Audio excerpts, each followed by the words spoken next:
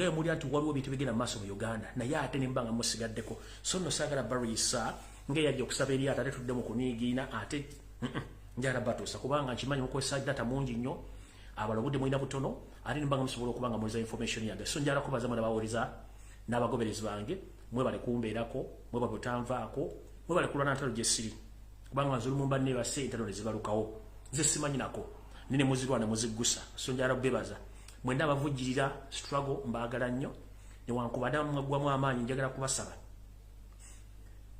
muweddemu amaanyi ng'ate tutuuse ku kinyusi so njagala basa musituke ng'obudde bukyali alright olwaleero njagala tandika programu eno nga nzijukiza buli munnayuganda alina gy'oli omulwanyi gy'oli ekituufu kiri nti twetaaga okwenunula okwenunula tukwetaaga mu mitendera gyonna egy'enjawulo saagala mugoberere TV ne radio stations zonna eziri mu Uganda kubanga zonna nfu yo seeri tibahabulwa tabaisira mutano mwakarekezi yasasula media tesobola kuwa information entuufu okujjako okuwa information enfu saagala babalimbe ngenda kubira omulago kutakungula eri bannayuganda mwena bali ku social media one abali ku Facebook bambi mwongereemu omuliro boba manyi nti waggwamu amaanyi lwa struggle please yongeramu omuliro kubanga Museveni akozesa obukodyo bungi nnyo okubamalamu amaanyi abalwana mulwane abali ku Facebook abali ku Twitter please njagala kubiriza omulango gutakungula buli munnayuganda yenna ali ku Twitter please ngenda kusaba kozesa Twitter account yo okuexposinga Museveni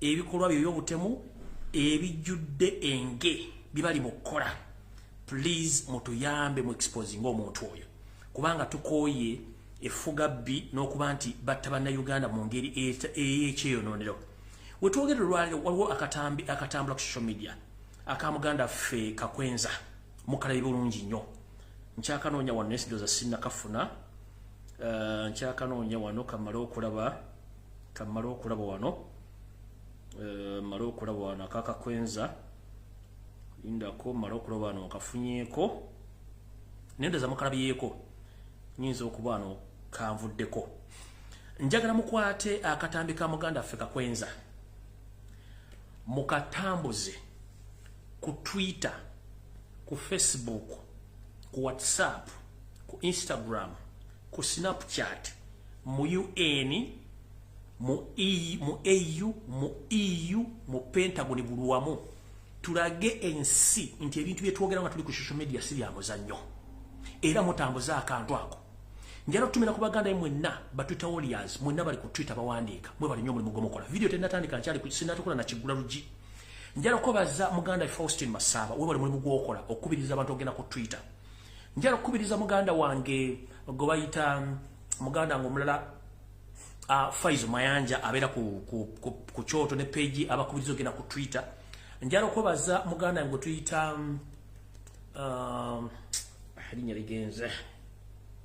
erinya ligenze wa Spider Web mugoberera abantu awo batandiko bayigiriza engejje mugula mu Twitter no promoting ebintu bino akatambika akakwenza kano kakulu nnyo olw'ensonga kalaga obutemu obukyayi ekko ne fubitirizi eriri mu Uganda kuba nti bakyatulugunya abantu mu .com era tosobola kuba mwana wa munno n'otuko mukuba n'omujjamu enjala n'omukuba emiggo n'omumenya amagu n'ogamba okyafuga eggwanga ate ng'abikola bino wagamba ayagala kufuga ggwanga kintu kisoboka.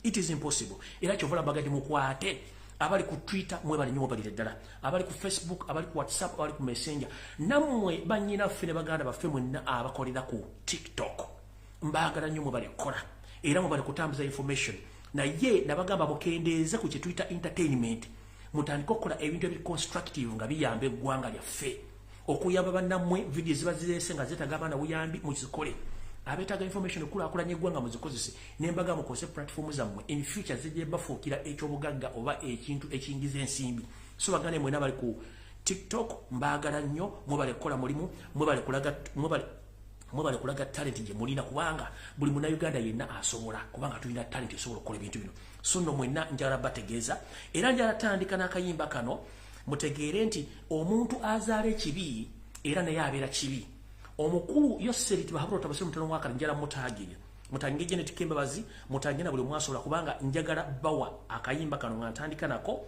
then tugende maaso video eno mukimanyi bulungi ngoyagala okuzomwana ngongoli mukambe joli musika koli kino nkwagala ssebo mu baana bennyina yekuwa nsingira n'abali olwo oli bw'omaze okulira ekibako byoli ekigenda okutunya abantu ng'awokyatebya kati n'ensonga eyo wali akatinyomi naye ngoyagala okutya omwana ekibongongoli mugambe nti olinga musikaku olinzigire era oyongereko nakino nkwagala ssebo mu baana bennyina yekuwa nsingira n'abali olwo oli bw'omaze okulira ekibako byoli ekigenda okutunya abantu ng'awokyatebya kati n'ensonga eyo wali akatinyomi naye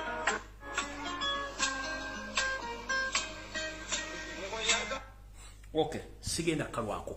Mutambuze video ya Muganda Ffe Kakwenza, mutambuze video ya Muganda Ffe Maseruka ku Instagram, ku Facebook, ku Snapchat na buli wamu.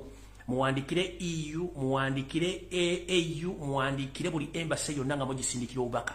Nti bannayuganda bangi abatasobola kufuna media okubanga balaga tocha zaabwe. Muhoozi Kanyirugaba agamba ayagala kufuga eggwanga ate mugwira ebikolobero byakola mu Uganda n'ekitabo Yosef Tobasiro mutano wa Kalekizi abatandise okwagala okutta abantu okubamala mu Uganda nga ate bibakola byennyini biri mabega biriki bimenya amateeka. Njala tutandika n'ekigwalogi. Ekigwalogi kyayo njagala kigende eri Munnayuganda yenna ayagala struggle.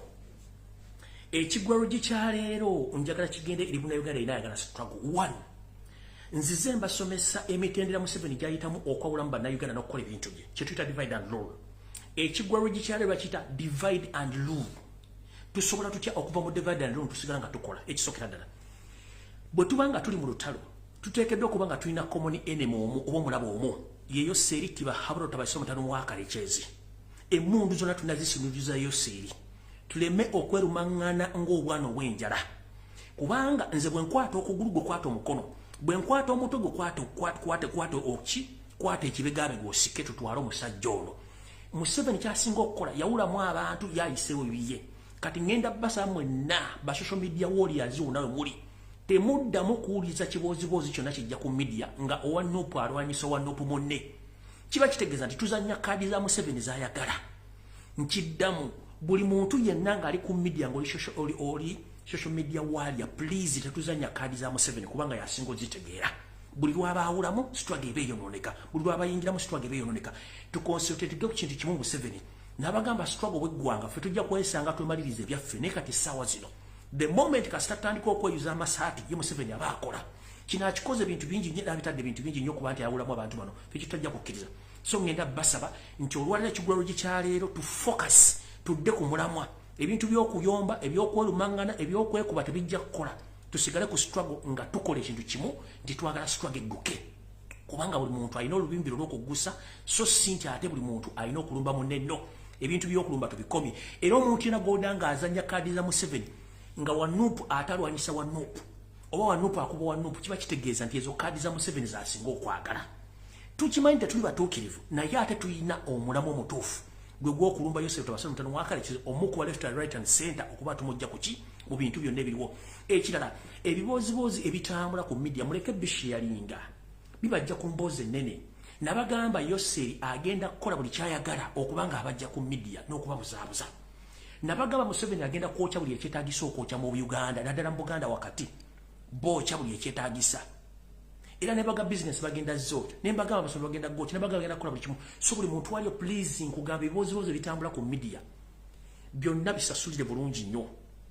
Londa mu bikugasa nebikutwala maaso si buli ekijja nti ogenda kitwala kubanga Museveni wasinga okwagala divide and rule. Kasita kola divide and rule aba akujje ku kyolina okutegeera ye nakutwala ku kyayagala okuleki owulirize. So nno njala kutandika video eno bulungi nnyo olwaleero buli muntu agenda kunyumirwa kye tuyita video. Ekigwalogi kiwedde kangende ku information endeese.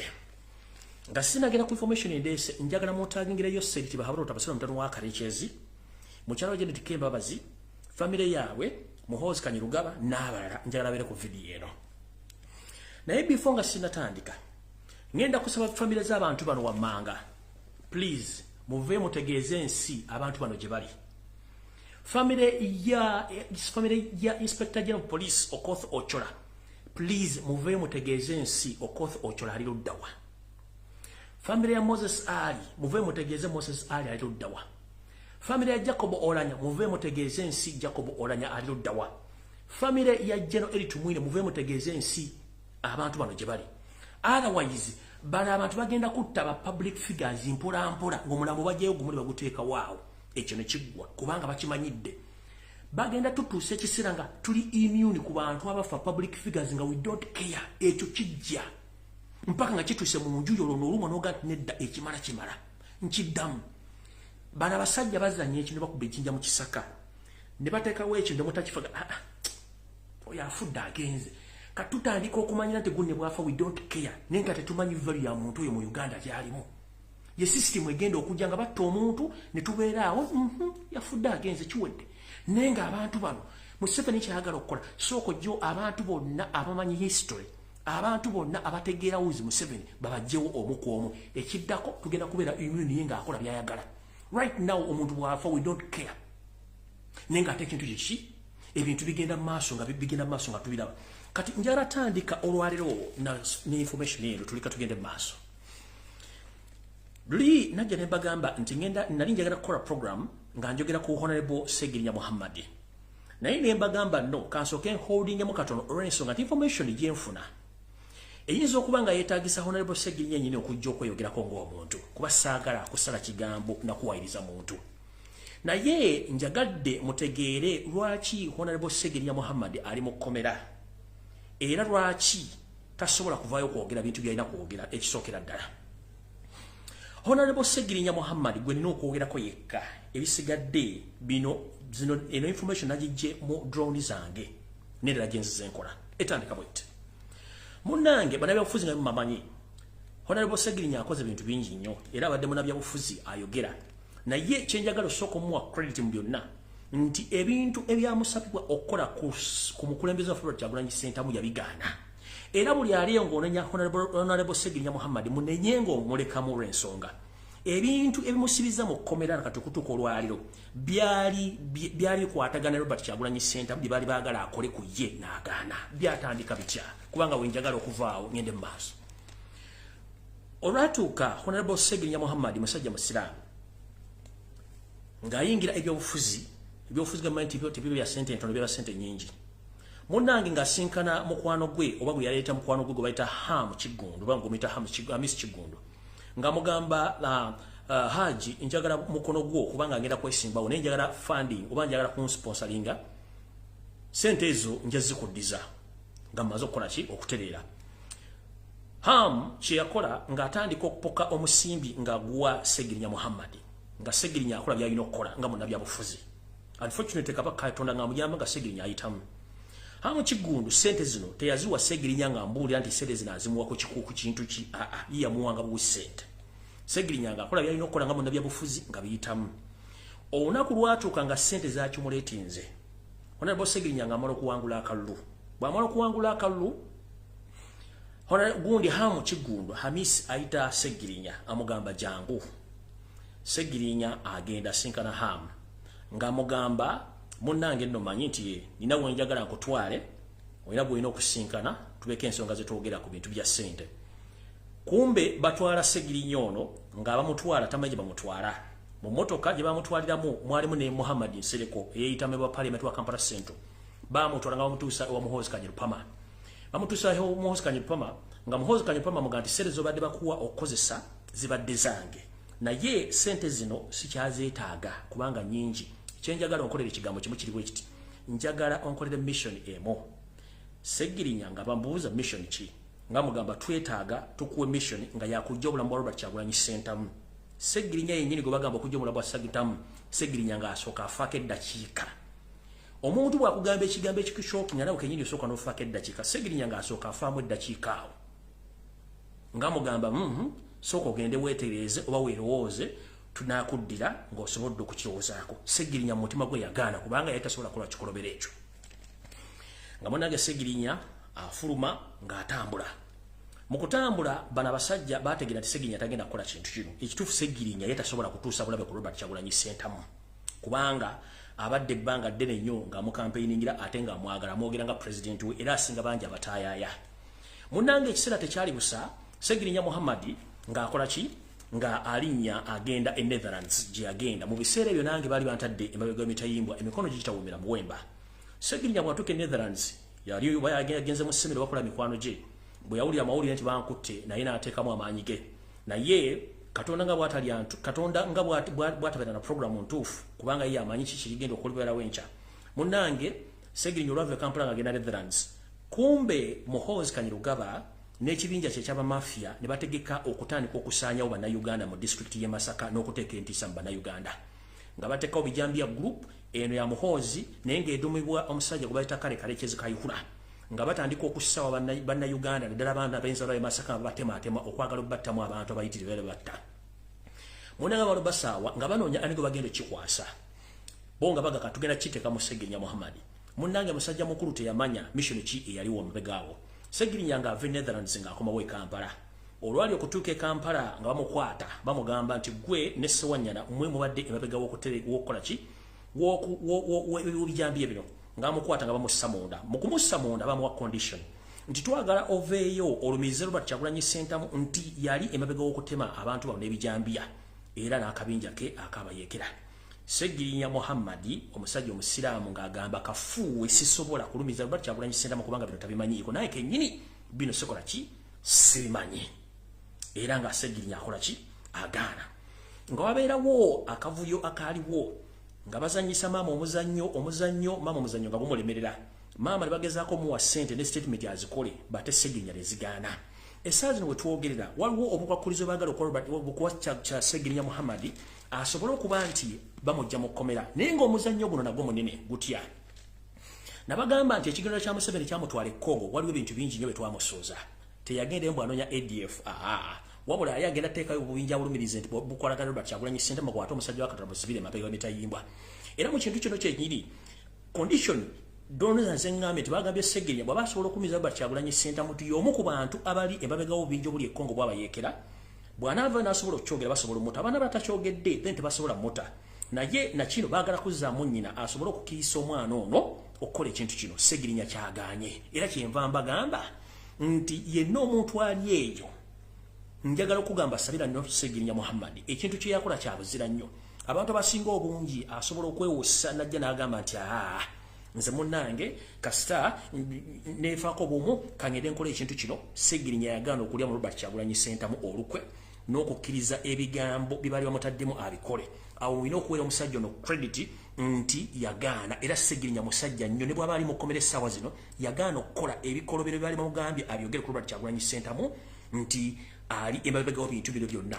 newankubadde buli muntu abeera n'ebizibu bye naye ekizibu kibeerako ekisingako bw'abanga omusajja ono yagaana ebintu byonna bye baali bamugambye okukola ng'abikola ku Robert Kyagulanyi Ssentamu n'ekibiina kya NUP he deserve respect era yeetaaga okulwanirira buli muntu ali eyo please gezaako nnyo okulwanira obulamu bw'omuntu aba akoze ekintu ekyenjawulo Segirinya Muhammad he deserve respect era newankubadde omuntu oyinza okumwendako akakukoba kaki ne tukkirize nti omuntu kyaba akoze kiba kyamaanyi yali baleetali mu kumenya obandi badyekkiriza ddala yagamba kino sigenda kikkiriza era sijja kikola era yagaana okikola ngenze mu maaso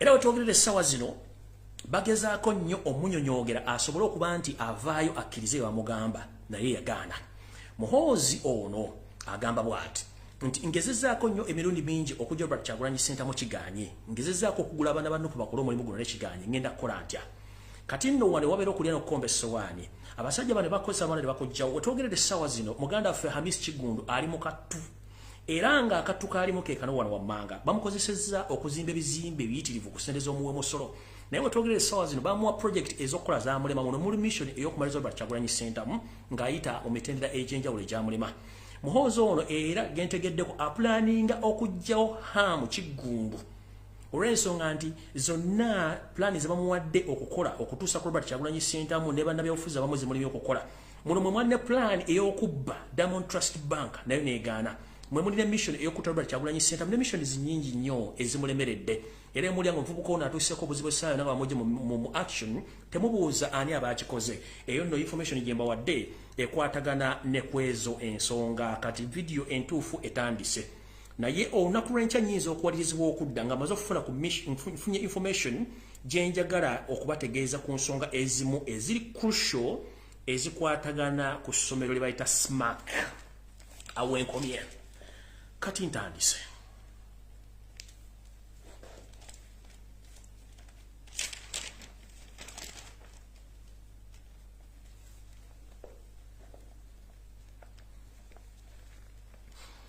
Wetwogerela essaawa zino tebakulya coin, tebakusiriwaza. Eggwanga Uganda liri matankane ng'empale za Museveni kennyini afuga eggwanga Uganda. Yose tibahora otabuseno mutano akarekyeze. Tulina gavumenti nnya ezifuga eggwanga Uganda ate buli omu nga awa ebiragiro bye byanjawulo. Era waliwo nga bulijjo tuvuga nti waliwo okulwanira obuyinza ng'essaawa yonna oba gye bujja katono muyinza okuwulira ng'ebifuba bibapogumye bitya. Omukulu Yoseri tibahabura otabasira mutamu wakarekyeze ensi yaleta muzeyizedde ensanga bisibe. Amaanyi gamuwedde. Windows zaayika ate tebakyazikola update. Olw'ensonga emyaka tegidda mabega. Agezezzaako okusaba obuwangwa obulamu n'ekikyagaanye. Muno mwazongira ng'ali mu masabo akola buli kimu ekisoboka naye nabagamba tosobola kusaba magumba bulamu nga olidde oluka mu Katonda ng'ate ne bannayuganda sebangi. Omusajja ono ali mu buzibu obutategeereka olw'ensonga nti n'ebintu ebigenda maaso mu ggwanga ebimu tabimanyi si yabisayininga ng'akavuyo kali wano. Waliwo akakundi ka Janet Kembabazi Mama Assassin Mother of Death. Ayina akakundi ke kali mwani ye kennyini Mama Assassin, kalimu muwala we Natasha, kalimu mutabani we eyawasa muwala we gwe bayita Audrey Lwabwogo omusezi atunda ebiwowoolo. Akakabinja k'abantu basatu kamu ke kasooka n'aka Museveni kakubiri. Waliwo akabinja ka Salimu Sali ye alina gavumenti eyine yawa orders akakabinja kakumeka kakusatu. Akabinja akokuna ke bayita akamuhozi project bwe ubinja buna. Museveni awa orders ze nezitakola. Muhozi nawa orders ze nezikola. Janet Lwabwogo Natasha Karujire nawo nawa orders nezikola. Kitegeeza tulina gavumenti nyamu gavumenti emu. Kyovola banti parliament eyita sente zino onaayita sente zino oyinayogera kino naye ng'ekigendera kiriwo ekiti nti omukulu Audrey Lwabwogo ye nannyini cabinet efuga eggwanga erya Uganda. Era kyovola nti abantu batulondera ng'omukyalo ono eyita prime minister mukyala Nabbanja nali nkusuubiza okuwa erinnya lino nendeerabira mukyala Robina Nakimwero kandiggumiza temuddamu kumuyita Nabbanja okusinziira ku ntegeera ye n'ebikolwa byakola n'enjogera gy'amamwentuka kubanga okumumwentuka kibi nnyo. Omuntu omumwentuka ng'omutogo babikulidde ku ggulu lyataavumbise ye mukyala eyeeyita Robina naye nga ye Robina Nakimwero. Abamanyi Oluganda olukusike ekigambo kye bayita Nakimwero kigambo kinene nnyo sisobola kinnyonnyola olw'ensonga nabagamba nti nze vidiyo ezange siyiwaamu ntungo naye amanye erinnya lye bayita Nakimwero oyo mukyala ku bikolwa byakola n'okweyogeza ng'omutaamazeewo n'okwesesa ng'alinnyo obuliri ng'omubi alinnyo obuliri muwadde erinnya lya Nakimwero Robina okuva olwaleero. Ekigambo Nakimwero berinnya Nakimwero anaalimanya n'alinyonyola Robina Nakimwero kumweta Robina Nabbanja prime minister mujja kuba mumaze ekube mu kibya naye ndowooza oba mbasunneko katono naye muyinza ogati erinnya lino nga ddene nnyo. Kale ngera bw'owulira ekigambo kye bayita Nakimwero nyinza okumwa emba zange zino nga nkozesezza ejirita nkozesezza akamweno naye ebiddako nga mmaze okwemwa bye tuyita ebitulututtu ebyo bye tuyita Nakimwero naye ate oli gino Nakimwero bibeera mu bitundu birala eby'omubiri kati yo bayita Robina Nakimwero okusinziira ku bikolwa byakola n'okwemwentula ng'omutaamazeewo. So nno mukyalo Robina Nakimwero lekeraawo okwogera ng'omuntu atalinaamu wadde obwongo, lekeraawo okusiruwalira ku bannayuganda ng'oyogera okinnambuka amagulu gasudde eri wenna weetadde olinganga olujja lw'essabo ng'ogamba wasoma. Tukumanyi nti Audrey Lwabwogo yalonda cabinet eno ng'akimanyi nti bakuba bukubi essimu ne bafuna kye baagala ddala okuteekawo abantu abamanyi okutegeera abaasoma. Mukyalo Robina Nakimwero eno message njagala egenda eri ewuwo. Yoseri tibahabula otabusira mutalo wakaliza akozesezza abantu bangi n'abatuusa abatuusizza gwe naye bagenda kukozesa emiranga tojja giwulira sigenda kulwako ngenze mu maaso. Alright, wetwogerera essaawa zino ngamba twala kantindiggwa nabagamba olutalo oluli mu ggwanga lya Congo Yoseri tibahabula omutano wakaliza lwe yatandika n'olutalo tetugenda kubala wa wiiki emu oba lwa wiiki bbiri lugenda twaddako ddala ebbanga eriwera naye nga ssente zonna ziva ku musimbizwamu wa musolo.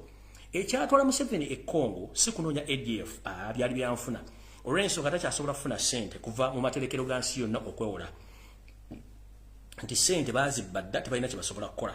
Wetwogerera essaazi nekyotala Museveni kwe kubba ebyobugagga bya Congo muli embaawo zaabu n'ebintu ebirala eby'omu ttaka eby'omuwendo nga bitunda ku black market okufuna ensimbi.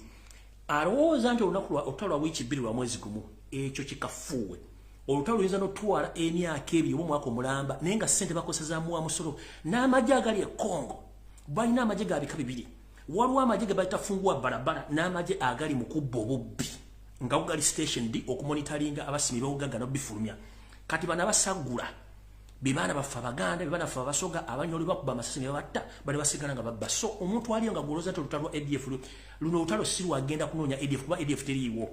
Eno bagenda kubba na kusaanyawo nsi ya Congo okutta bannansi ba Congo nga bwe kirina okuba kubanga bo bwe bakyagala okuba nti kigenda mu maaso. Ntandise bwe nti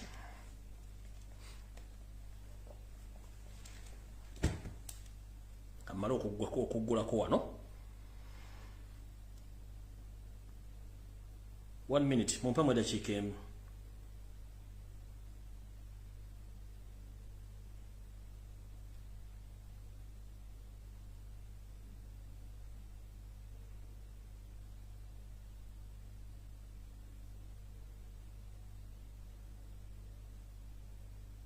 Mumpe mu dakiika emu mala okunoonya wonna bye nnoonya wano. Ntandise bwe nti eno buno obubaka njagala bugende eri bannayuganda mwenna bazadde n'abaana ab'obuwala bakyali e Kampala abatannalinnya nnyonyi genda kunoonya mirimu. Tukimanyi nti ensi Uganda wetuuse tekyali mirimu naye tulina okwenyweza. Wetwogerera Uganda eri mu katyabaga akatenkanika ng'abaana ab'obuwala n'abaana ab'obulenzi banoonya emirimu kubanga baasoma naye tebalina byakukola. Wetwogerera essaawa zino baana bawala abatwalibwa e Bulaaya naddala mu Middle East okukola emirimu egisinga obungi tegikyaliyo. Olwokuba nti bano balina mission ey'okuleeta abaana buli kaseera batwala temumanyi lwaki batwala naye ng'ekikulu kiri nti batwala abaana bano kubatwala mu buddo. Naye nabagamba ekintu kino kiringa musota oguli mu ntamu bw'ogukuba tolya bw'ogulekamu tolya oba tofumba. Tugenda kikola tutya? Kino kiri eri bazadde n'abaana kwebeereramu nti bw'olaba embeera embi osobola okwekyusiriza ne weeyiya. Bw'olaba ng'ekuyiiye oba ekusinze osobola okusala amagezi. Wetwogera ngenda balaga ka video kano. Baana bawala abatwalibwa ebuwalabu bali mu kitundu kimu nga tebitundu bingi nnyo omuli abaana bawala ka video kano mukalebe ku mitimbagana akatambula naye njagala bwa information mugenda kutya. Ka video kano kaakano omudugavu wabonaabonera ku ddungu abawala abo bonna baddugavu bannayuganda bayiseeko ssaawa zibadde nga 9 akawungeezi bali mu kubonaabona e Saudi. Kanka baddiremu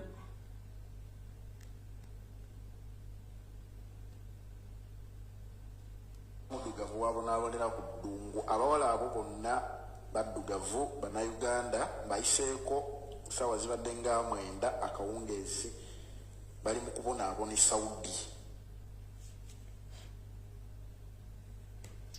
Abo mulaba be bamu ku baana abali mu kitundu ekimu naye ng'abaana bangi nnyo abali mu kubonaabona.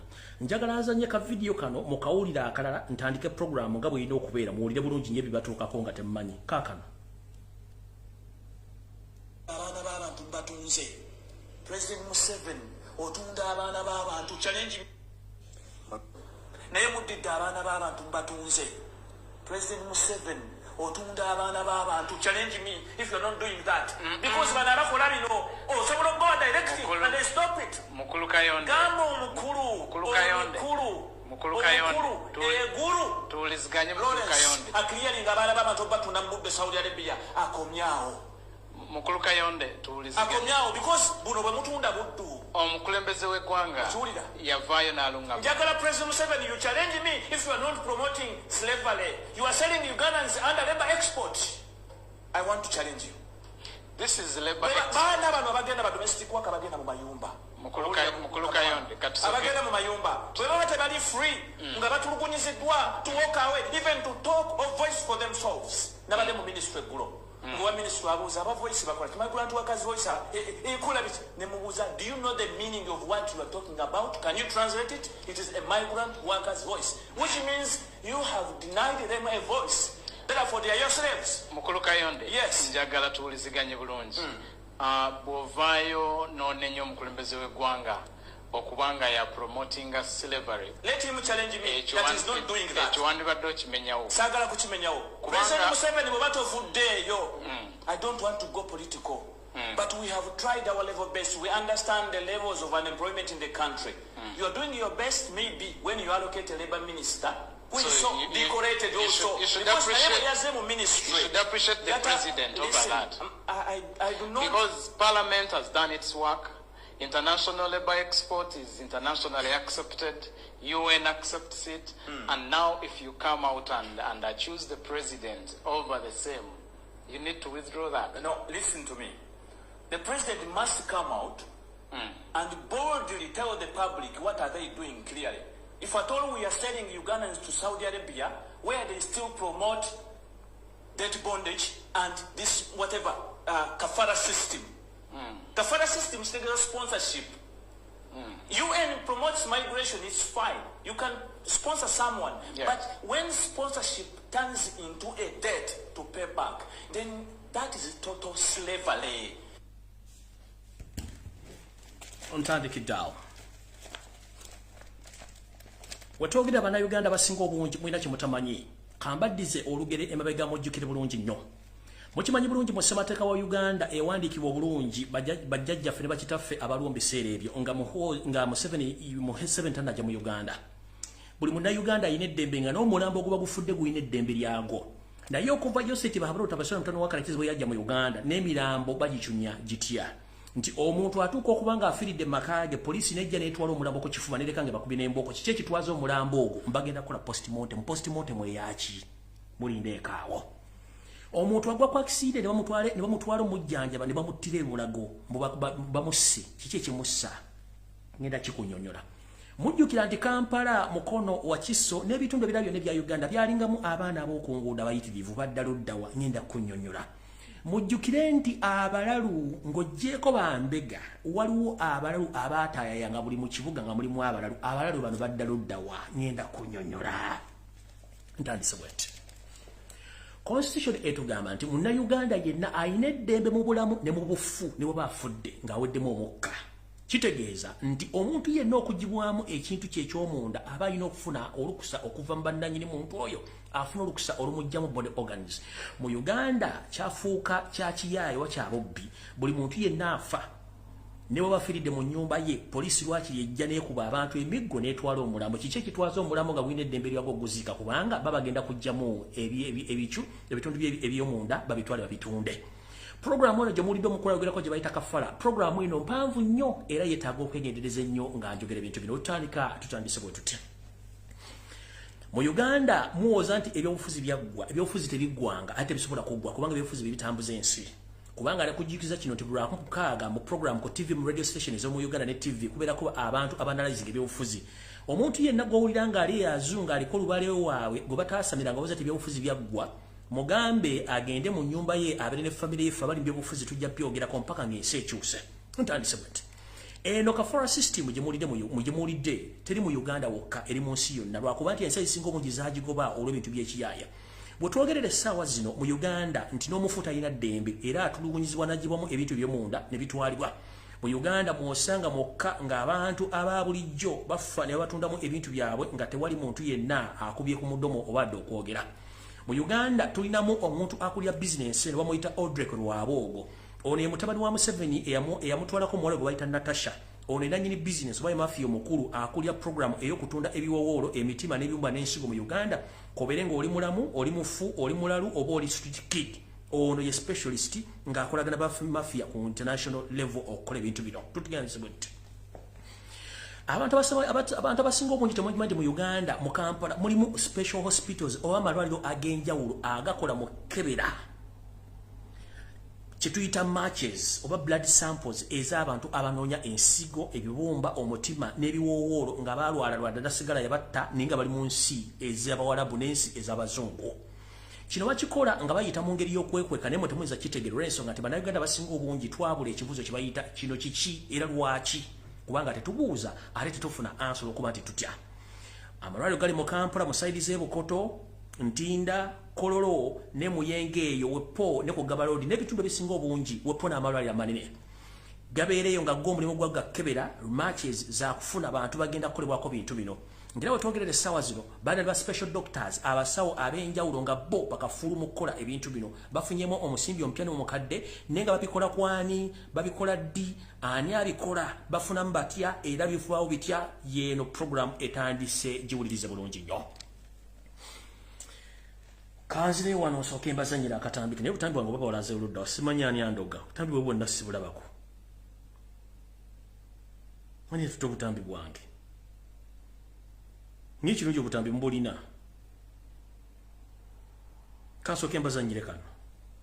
Judith Nakintu omutuuze w'Eruzira Kirombe ekisangibwa mu division y'e NAKACWA mu Kampala yava okwaba obwenga 12 Desemba 2019 n'ayolekera eggwanga lya Saudi Arabia ng'ayita mu kampuni ya Nile Treasure Gate esangibwa ekiwatule okukuba ekyeyafuna ezirabira abaana b'abataano n'okukyusa embeera y'obulamu bwe ng'atuuseeyo yawuliziganya n'ab'enganda ze n'abategeeza nti buli kimu kiri mulaala wabula nga bayise emyezi 2 ensimu kwe bayitanga okumufuna yavaako esimu nga takyagirinako buyinza nga tetukyamuwuliza nga batabuddwa ku ngeri y'okuddamu okuliziganyamu n'omuntu waabwe bawalirizibwa okusindika obubaka ku nnamba ya mukama we gye yali yabawanga yakatuukayo kati boosi we twamulemerako ennyo nze nakunfaaminga oyo sigenda jjirwa kuba video mwagire eri ku international level ntandise bwenti baana bawala ne baana balenzi abagenda mu nsi z'ebulaaya okuba ekyeyo naddala abagenda mu Arab countries ng'ogyeko Dubai n'ensi ezisigadde zonna zisala kwekenneenya nnyo. Omulimu guno oyinza okulaba nga batwala ekibinja ky'abaana nga300 oba 400 naye bambi mubeeramu abaana abobuwala nga 10 oba 15 nga tebamanyi nti be batageti abatagenda kudda. Bakikola batya? Okubabuzaabuza mu butategeera batwala gurupu y'abaana nga 13 oba 2 oba 100 naye ku baana 150 kuliko abaana 5 oba 10 tebagenda kudda kubanga babadde match ey'abantu abaagala body organism mu nsi ze balagamu. Era abaana bali batebamanyi bambi wabula bategeera nti eyaabwe nga bategeera nti ensi ebagagidde kwe kutandika okubanga abaana atera okumalayo contract oba nga tebannamalayo contract ne batandika okubayisa mu ngeri etategerekeka ne bamaliriza nga bafiiridde obulamu bwabwe ebyokulabirako bingi nnyo. Abaana bangi bafudde batakomyewo waka famire zo tezimanyi bali. Ekintu kino bakikola batya?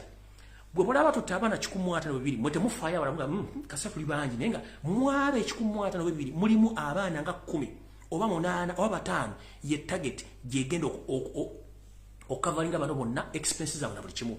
Mujjukire buli mwana oyo gwe bajja mu body organ emu eri equivalent ku mitwalo 2 ejja $, bwe bukadde almost 7.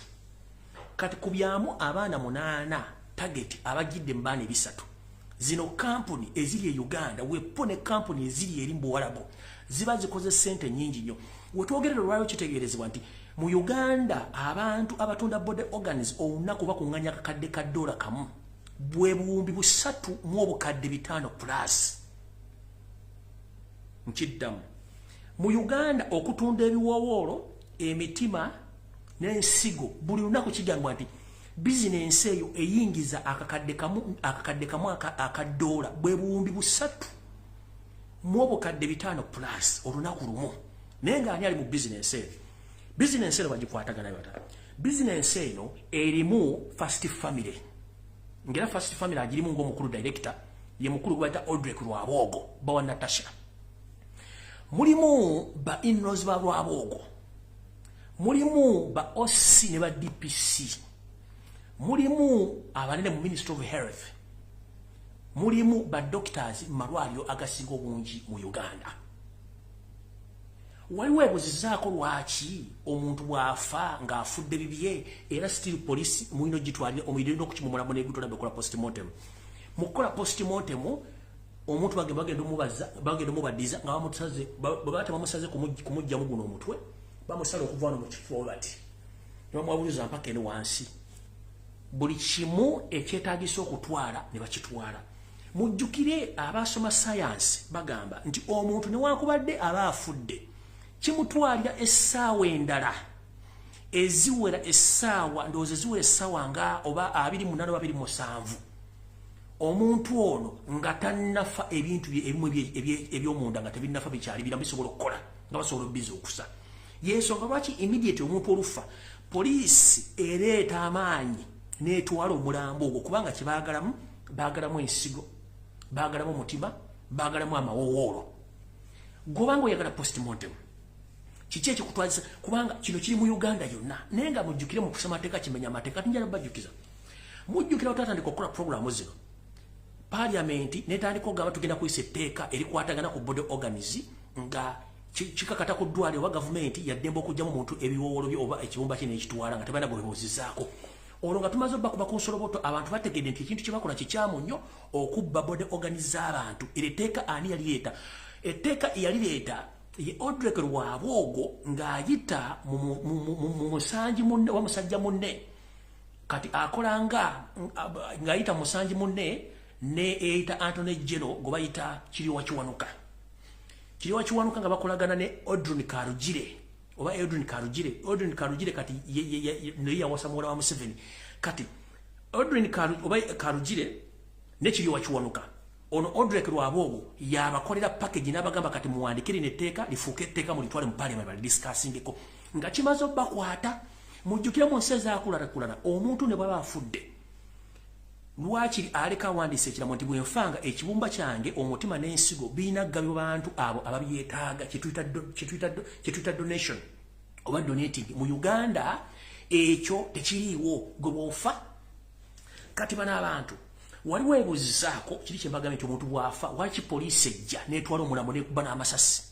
bizinesi egenda mu maaso DPC bali mu bizinesi OC bali mu business ba doctor bali mu business State House eri mu business kati ntandise bwente omwana ne bwafira ku kyeyo poliisi y'okukisaawe ekola buli kimwe kisoboka n'okola nti omulambo ogutuuka bamu ne baguziika nga family tegukebedde kubanga kiri mu order okuva mu State House order eweriye Odrek Lwabwogo omulambo ogutuuka ku kisa tegulina kuvaawo kuyina kugenda direct kuguziika kubanga tebaagala kukebera kubanga sente wezi imagine omulambo gumu oba omwana omu kati kino bakikola bati basooka ne batandika business eno yatandika mpola ne batandika okujja ku baana ba street nga bakwata ekiro babatwala ng'abasaddaka abajjamu ensigo ebibumba ne bamala ku street ba street kiri bona bavanga ekalamoja n'abaana bavanga mu Buganda mukyala abaana abangi ku ba street kiri tebakyaliko ne bajja ku balalu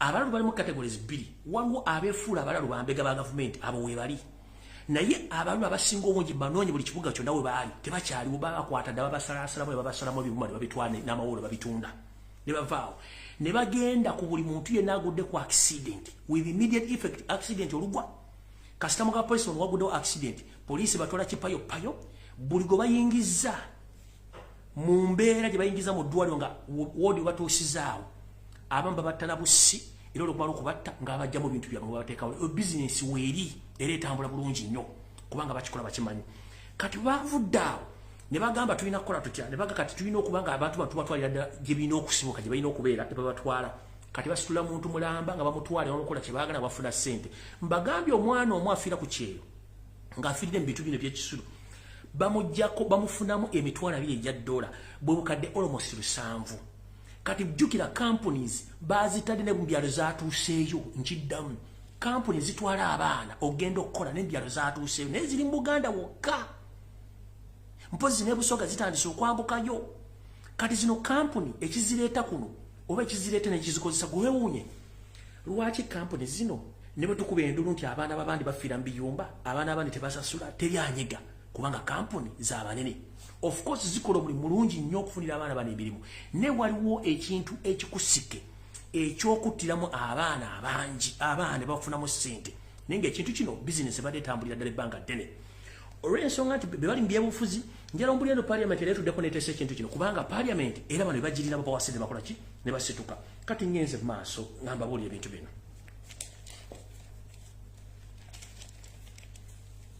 nga bagambye nti ba DPC mwe bali ba OC mwe bali okwetoola eggwanga lyonna eno bizinesi bagibanye bulungi ng'etambula omukulu agikulira ye Odrek Lwabo n'abantu abalala mujjukire loba watamale mirundi obutwa yali amaze okugwa mu lukwe luno ng'ebintu bino abyogedde twagala mujjewo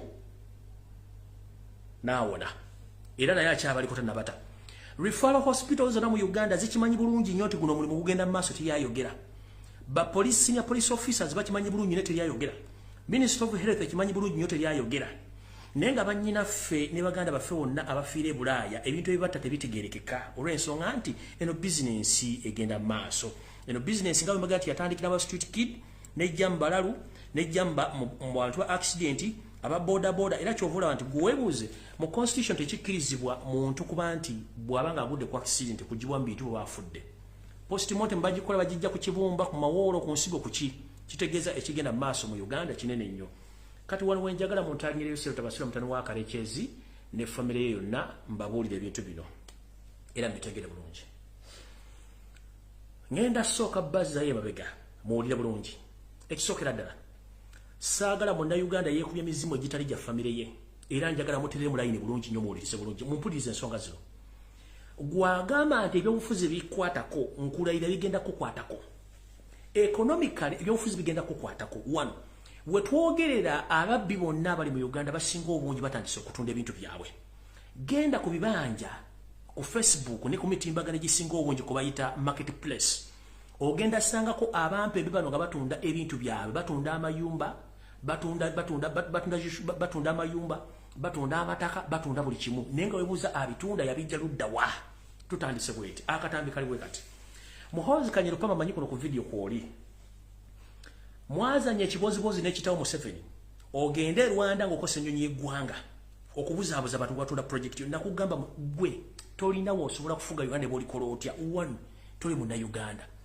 two teri muntu ayagala kufuga asobola kukola bikolobero ngatta abantu nga babutulugunya taliyo tekisoboka wasituka n'ogenda e Rwanda okubuzaabuza Bannayuganda bo negotiate nze bagule boda nakibagambira that is impossible tekisoboka kubanga ono akimanyi omwana muntu omukalu talina kintu kyasobola guli gwali muzannyo muteeketeke bwe bagigudde boda nemusala ne mugenda bantu bameka basasudde tiketi okuva ekigali okudde Uganda basasudde Uganda okudde ekigali bameka boda nabagambye nti ebadde nzigule era ng'ebyamaguzi bitambula ebyamaguzi biriwa emmotoka ziva e Mombasa ne ziyingira Kampala ezerwana ne ziyingiza amafuta na buli kimu naye Rwanda okuyingira Uganda okuyingira Rwanda kuli Rwanda liko borders 3 ezingira Rwanda nemo mmanyikeemu boda eyekatuna era gye babalaga boda ndala kati ye Kagame yasooka n'asiba abantu be tebafuluma tebayingira Uganda naffe abaagala okuyingira ne basigala nga bali tebabakkiriza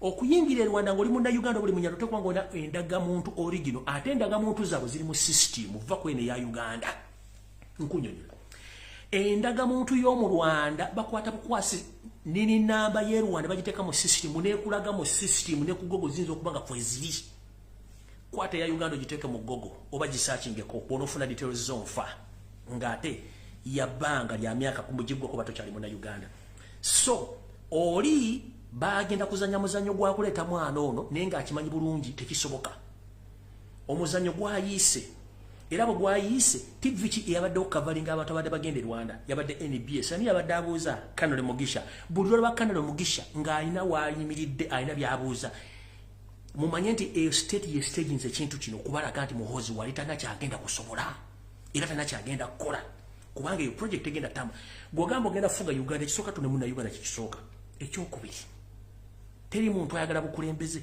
asobola kutulugunya bantu tekiriyo nga kitabo akikoze ekyokusatu kino njala mukitegeere information ejjalina endaga bwe nti bw'olimala okubba nawe bali kubba nkidda bw'olimala okubba nawe bali kubba munnanga abasajja okuva mu 1986 baakozesa ensimbi za Uganda okuzimba eggwanga lya Rwanda ne bateekawo buli kintu kyonna ekyetaagisa okuba nga kyetaagisa mu bulamu bwa bulijjo ne bakiteekayo abantu bano nga badira ne ssente ekonomi ya Uganda baziteeka e Rwanda okuzimba naye mukimanyi bagamba okalyadda kaddadde ensekere envunyo girira mu katiko neekulinda mu kofini munnanga information gyenina sebo musajja oli tayagala basajja bano kuddayo ayagala basigale nabo bafiireyo emaali agikwata yonna ageddize kubanga ye mission ye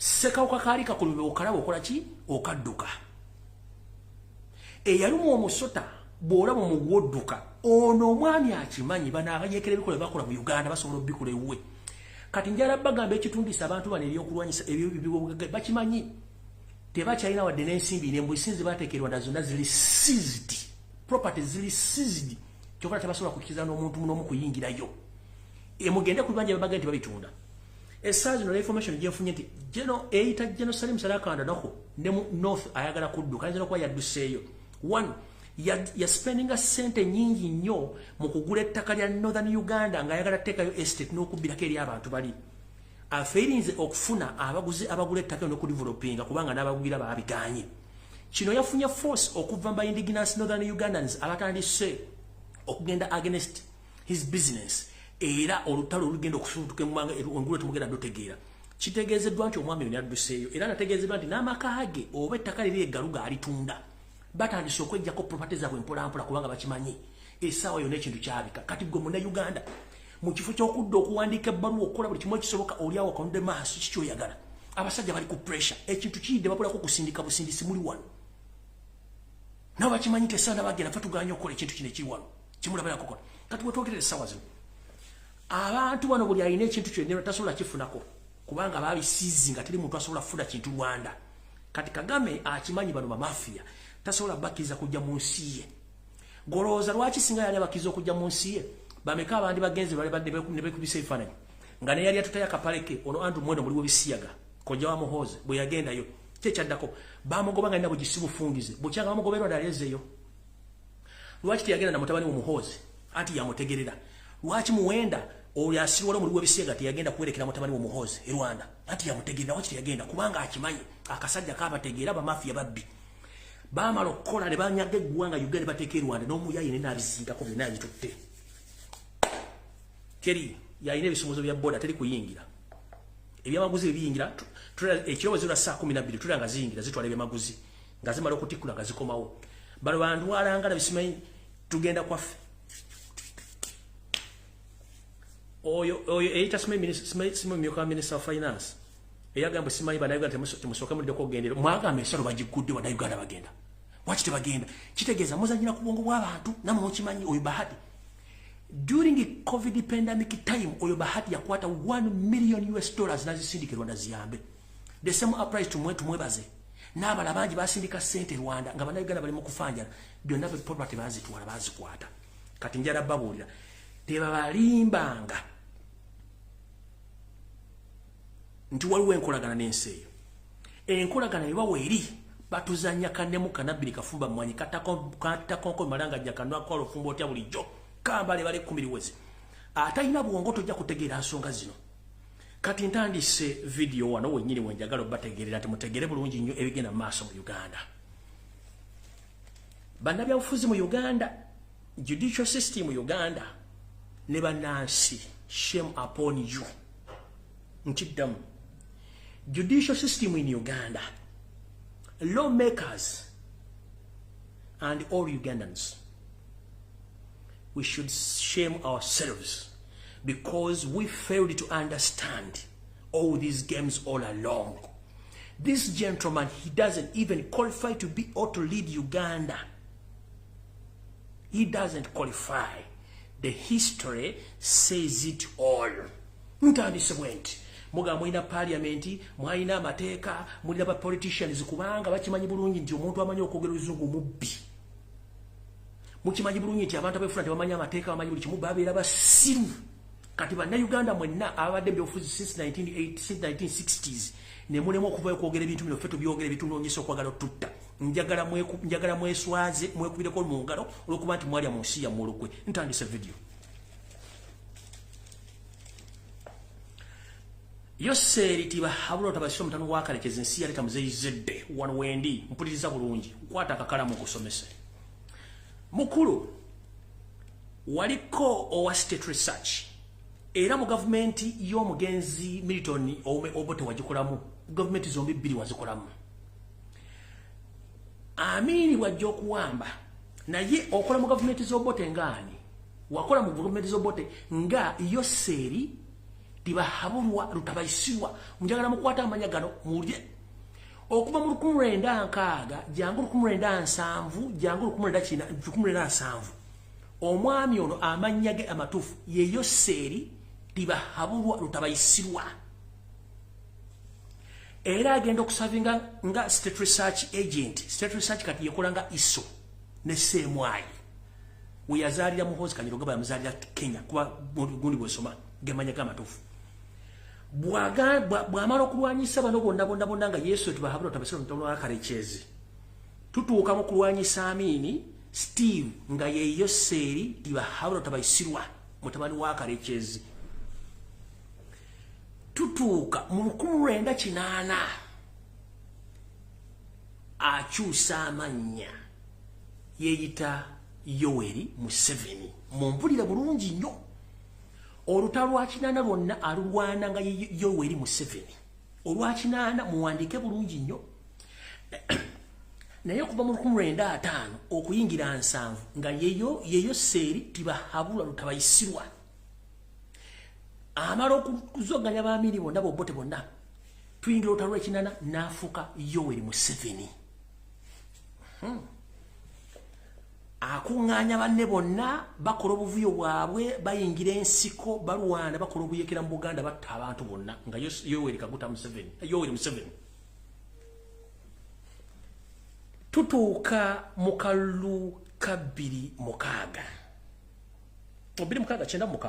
I think chenda mukaga yeah tutuuka mu kalulu ka 1996 if I'm not mistaken 1996 or May 1996 olwo akyusa erinnya yeteekako erinnya lya Kaguta first Yoseri tibahabulwa lutabayisirwa atuuka mu kalulu ka bonna ng'avudde mbiri ebyekiyekera ateekako erinnya lya Kaguta ye yali bba wa nnyina nga bamaze okuva eri ewabwe bamulesa akulidde mu Uganda yeteekako erinnya lya Kaguta afuna amannya ameka 3 gali aga Yoseri tibahabulwa lutabayisirwa agasudde olwafuusi oyo muntu omu asooka bw'amala okuwamba bwatuuka mu 1906 ateekako erya Kaguta abantu babiri nzija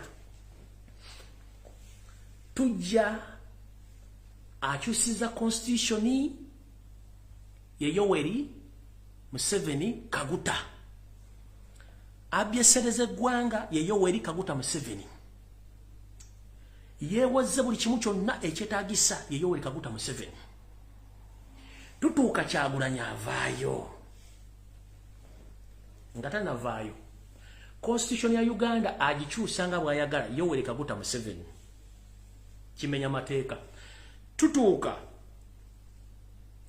mu buli kimu kyonna kyakola kikolanga akoze ne constitution 1995 ye Yoweri Kaguta Museveni ng'akikola mu bumenyi bw'amateeka bannamateeka bonna tekuli ayogera tekuli member wa parliament ayogera tekuli munnabyabufuzi yenna ayogera tutuuka wano mu 2020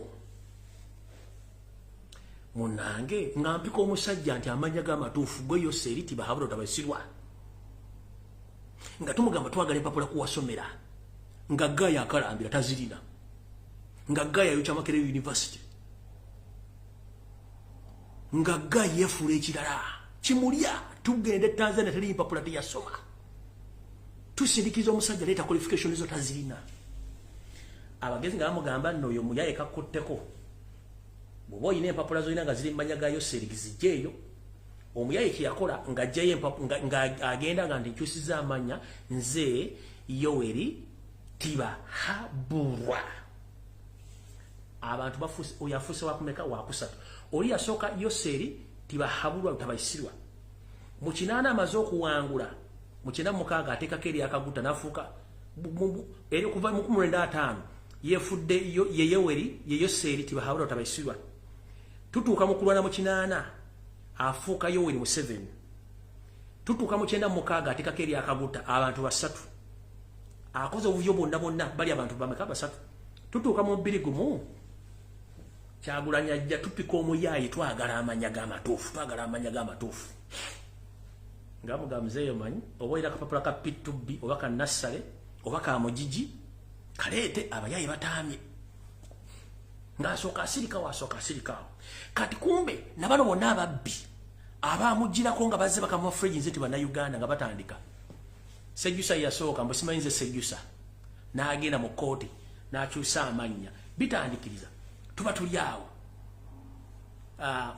muntu naye agenze akyusiza amanya ekyo bakikola kubanga bamanyi waliwo omukulu ogubalaga nti si Bannayuganda tebateekedwa kubeera mu Uganda wadde okweriranya Uganda baze batandise okukyusa amanya weebuuze amanya bakyusa gaaki kubanga bakimanyi waliwo abatandise okwanalizinga ensonga okuva ku baana babulijjo be basasula fe point blank tekuli producer tekuli editor ensonga tuzoogera nga bwe tuzoogera tetwagala kumanya tupampinga Yoseri mugamba gwe Yoseri tibahabulwa utabayisirwa mutabani wa Kalecheze agagamo 7 gonna gakiyaye biri gomu Kyagulanyi ajja tupika omuyaye tumugaleta qualifications be babitinkula omuyaye nga tava nga tagamba nti ye tibahabulwa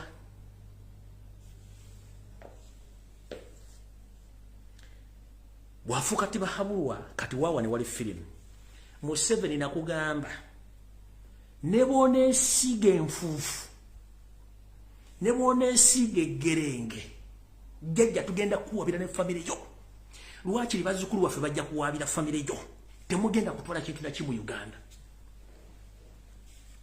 kambere kiriya nnyo ku nsonga eno temulina kebere toyi kebere engatto era gwe Janet nkusaasidde mama asasine nawe amanya go sigwe Janet gwe eriyo gwe Janet negalige wetuma mu Janet gwe kembabazi nawe tetumanyi uvona budo nenjitawo tetumanyi nenyoka tumumanyi nawe olika kundika nakakyusa amanya munange omwami wamalo kyusa amanya abantu bana twagala kubuuza okuva mu 1955 ono musajja yani mu kinanda abantu ani atta Bannayuganda afuze gwanga ani alifuga era alifuga ngani tugenze maaso tugenze kukwanjula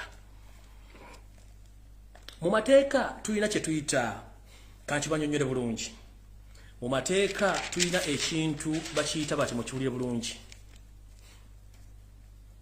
mu mateeka tulina kye tuyita name court deed bw'oba oyagala kukyusa amanya olina okugenda mu kooti n'okyusa amanya kooti n'ekubuuza ensonga n'oziwayo n'olyoka okyusa amanya Yoseri tibahabulwa utabayisirwa mutabani wa Kalecheze okuva mu 1995 okutuuka mu 1998 kooti yajjajjaawo kije wagendamu yakuwa amanya ogajja ku Yoseri tibahabulwa utabayisirwa ofuuke Yoweri Museveni kooti ki kubanga court deed name teriwo that means tugenda basiba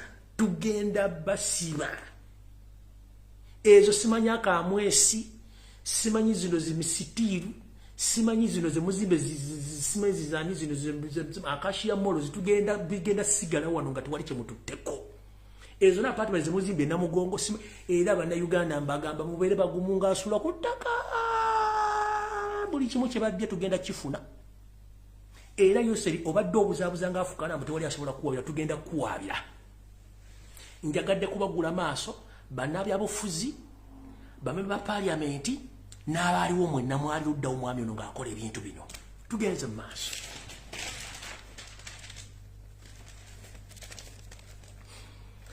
nkuddiza yekkebabega okuva mu 1995 omwami ono yeyo Yoseri tibahabulwa lutabayisirwa bwetuuka mu kinana ye Yoweri Museveni alwana wangula tugenda mu kalulu ka bonna tuvudde byekiyeekera atekako eryakakuta oyo akyuka afuze eggwanga akyusiza constitution naye nga si Munnayuganda n'eggwanga terimumanyi kati olwaleero mu 2021 ng'afuuka yafuuka Yoweri tibahabulwa Museveni Kaguta era nga ne commission emunominatinga nga Yoweri tibahabulwa Museveni Kaguta simba wakati awo oli okuva mu 1995 okutuuka mu 2021 yani era by international governing bodies, World Bank and world leaders, you have been facilitating a person who is not known because he is not a true Ugandan. He's a foreigner, he's a refugee. This guy, he had changed his name more than 3 times because he's not known. Right now, he's known as Yoweri Tibahabulwa Museveni Kaguta. Remember, since 1950s, and his original document states that he is called Yoseri Tibahaburwa Rutabaisirwa, and he was working as a state research agent. In 1980, he waged a war against the previous regime. He nicknamed himself as Yoweri Museveni. Then later on, he changed from Yoweri Museveni to Yoweri Museveni Kaguta.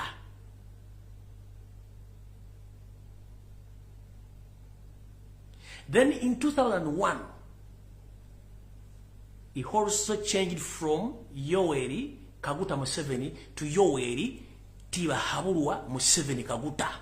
So, if I may ask, the world governing bodies, including IMF, World Bank, all international governments, including the British government, the American government, the European Union, and the African Union, who is this guy who has been ruling Uganda all along for 36 years? Kino kyembagamba. Bwe tugenda mu kkooti okuwabira abasajja bano, Bank of World Bank temutubanja wadde n'ekikumi, IMF temutubanja wadde n'ekikumi, kebere China temutubanja. Sente mugenda zibanja Museveni gwe mumanyi kubanga talina wamanyikiddwa.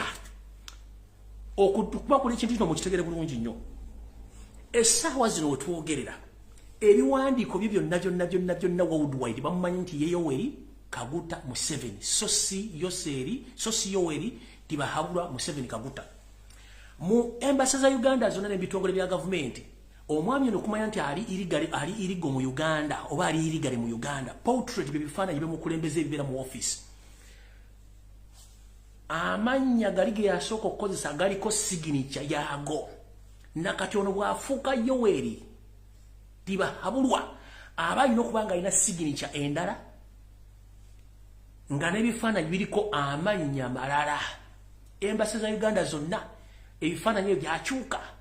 Signature zaasayininga ku mpapula z'eggwanga zaava mu Yoweri Kaguta Museveni ne zifuuka Tibahaburwa. Kitegeeza n'abatufuga temubamanyi. Sente ze babba eggwanga bazibba kubanga bano bamafiya tebalina kye batu. Please mutegeere munnabyabufuzi mu Uganda agenda bagamba bintu bino. Kabeere Kadaga, kabeere Olanya, kabeera teri agenda bibaga kuba tembimanyi. Kati wano embagambira temuleka na bana abantu. Kubanga bana abantu ono omusajja atufuze ng'atufugira mu bintu by'ekijaayi. Kubanga nakati saazi njala bagamba empapula za sayininga ngani.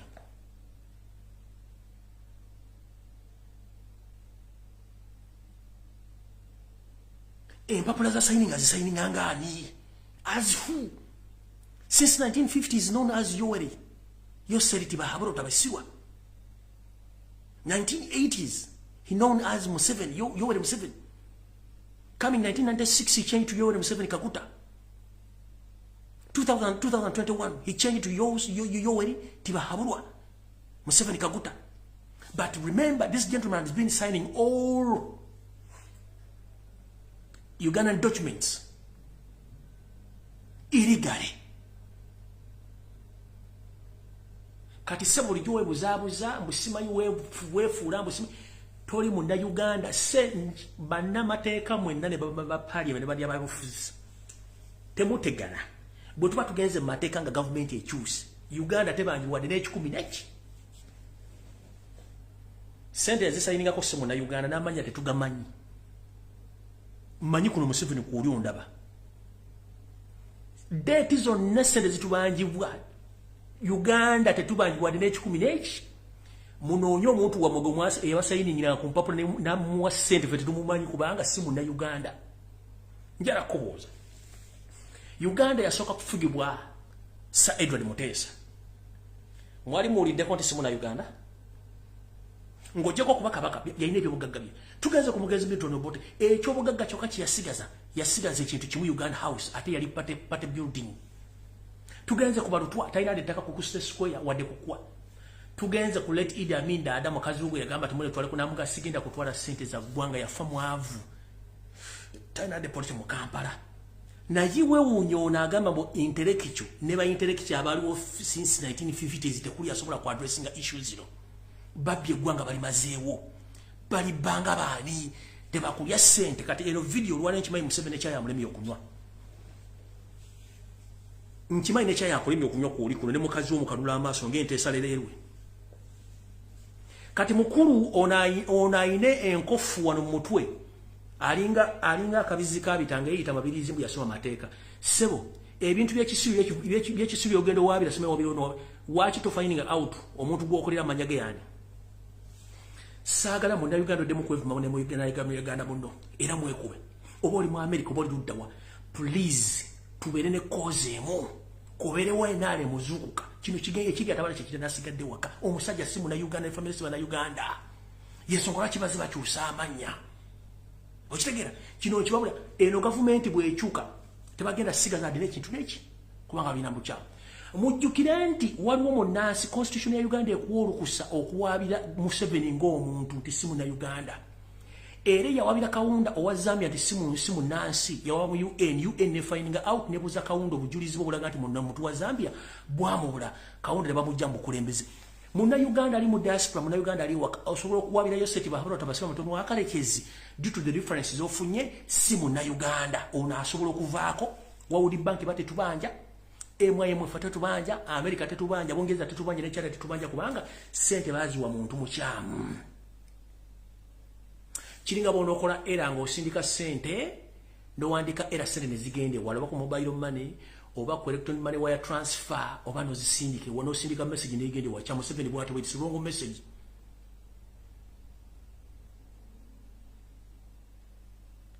mu 7 wrong message yagenda we yawaba nejja mu Uganda tebakulya sente kunwe kunya omusajja tetu referral hospitals onanfu engudo nfu teri munansa asobola kutaba nansi na kutulugunyanga okutulungi ogwira mu Uganda tekisoboka okujja nga bamutulira nga bamuzaala sebo nkiddamu IMF Bank of World Bank simanyi baani sente zonna ze bawa Uganda nkiddamu banamateeka bali Uganda mugende mukifinding out mukijja kunze omuntu atufuga simu na Uganda yakakyusa amanya emirundi ena nenga tegalina we gali recorded kuba tamanyikiddwa kati ani afuga Uganda era agifuga ngani era sente abaddaze ulangani constitution ya Uganda gikyusiza ngani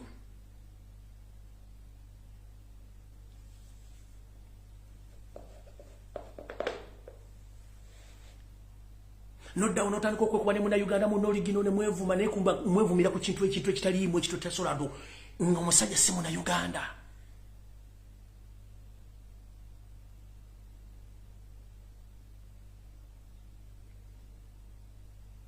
ngirati wali muna bateka asobola kuvayo bona abali watoza kwogera nsonga zino tojja mbisa ku TV ya Uganda bali ya Uganda be kubanga tebajja bba ku mboko babatte fe tujja byogera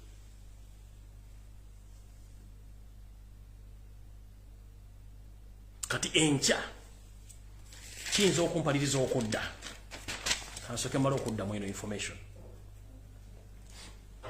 so mukulu twagala kuba mu 15 olete name code deed muwakyusiza amanya gano gonna ne sente za Uganda zobaddo sayininga buli kimu kyonna olete wano tugenda kusiba n'ebigere bikunyoke n'omulambo tujja kusiba mbuza ba ambassador bonna muri mu nsize mulimu ebifaananyi ne sayini ezisayininga ku papula za Uganda anazi sayininga ngani sayini ino kubeerako Yoweri tibahabulwa kuliko Yoweri Kaguta Museveni portrait izo naziliko Yoweri Kaguta Museveni kyokka yalayira n'okumuwandiisa bamuwandiisanga Yoweri tibahabulwa Museveni Kaguta brain is a monkey teri munda byabufuza asobola kwogera kigambo kino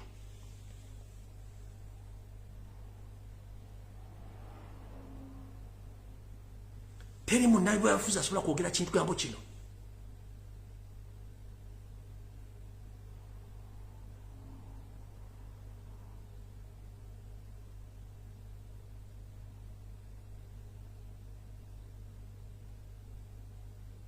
Ugandans are suffering worldwide.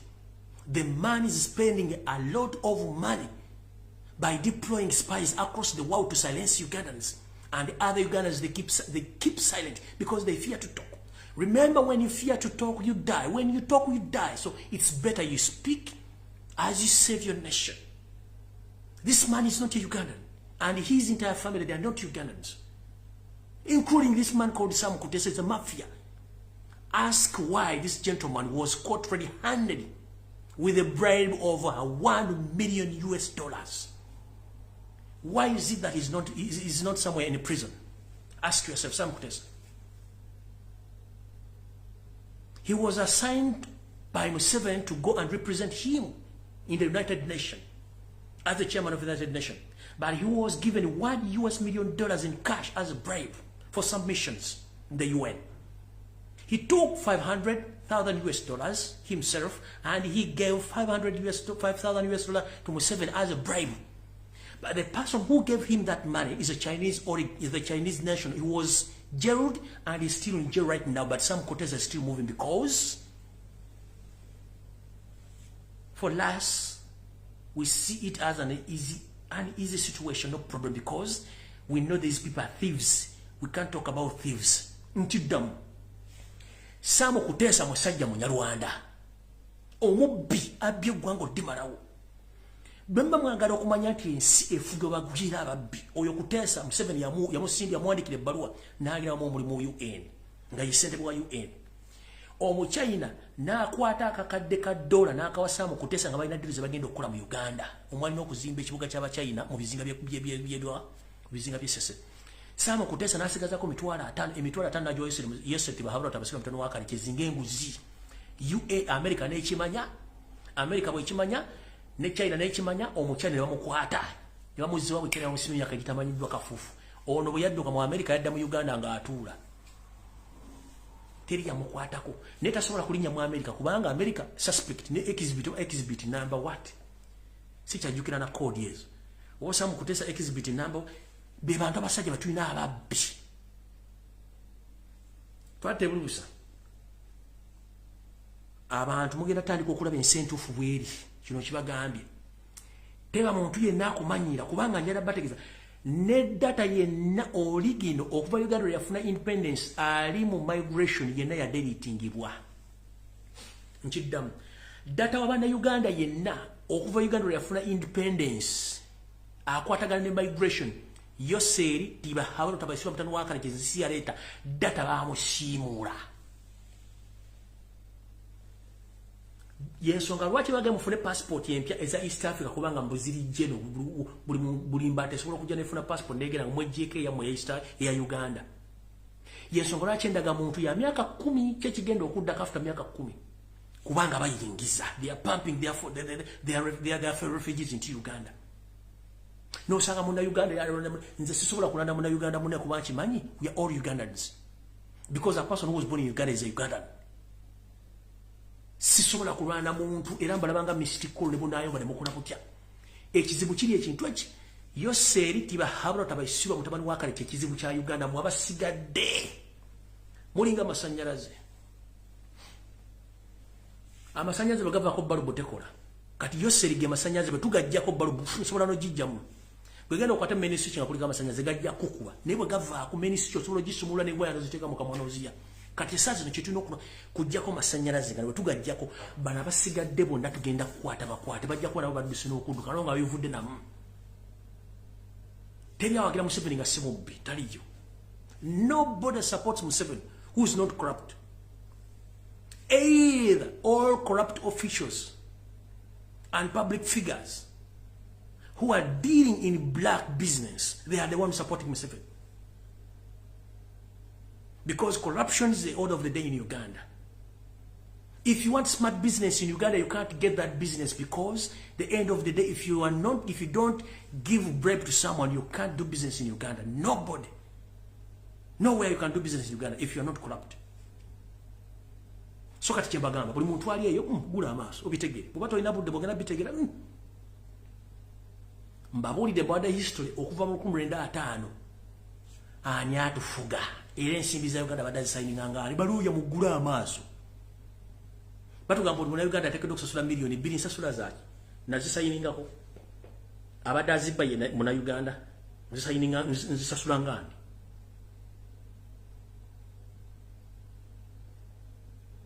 Uganda oteekeddwa okusasula milioni 2 okusasula ebbanja. Ndisasule ngani? Abadde azisayininga yani? Era mwe abatandika akagamba akaganja ani afuga eggwanga lino mwali batuufu. Era mbatumiddeko.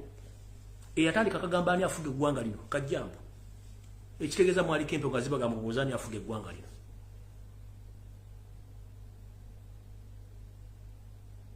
Kubanga balina kawo mentality.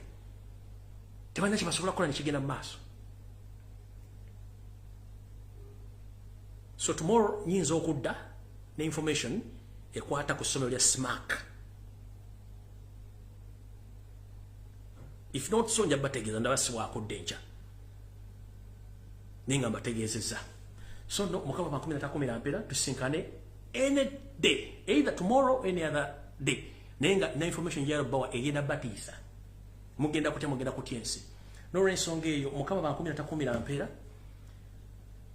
Nenga mwenna abalwana ku social media bambi mulwane mugezeeko okulaba nga mulaga ensi Uganda nga buyimiridde. Mugende ku Twitter, mugende ku WhatsApp, mugende bulwamu. Njalo tumira ku bantu mwenna abakola ku social media ku renchuka choka bambi mwebali nnyo mwebalire ddala.